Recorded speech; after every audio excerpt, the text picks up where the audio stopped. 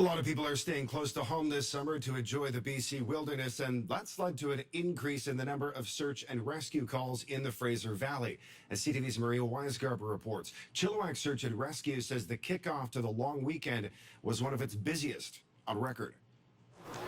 Staying close to home looks pretty appealing right now for many taking advantage of BC's natural beauty and the warm weather. But this year has also been busy for volunteer crews with Chilliwack Search and Rescue. This was one of several recent calls they attended on July 31st, one of their busiest days on record. Our sense is that there just seems to be more people out in the wilderness this year. We see all the campers and the wreck sites being completely full. Chilliwack Search and Rescue normally receives about 80 calls a year, but this year they're on track to surpass that. They've already responded to 65 calls so far, 6 of those taking place on the Friday of the BC Day long weekend. It was unusual to get 6 calls in that one day for sure. There doesn't appear to be any one problem area. The calls have been a mix, from injured hikers and climbers to missing people and 2 requests for help on the river. We do quite a few calls every year on the river, everything from fishermen that fall in the river to tubers, rafters. Some people just swimming will get themselves into trouble there too.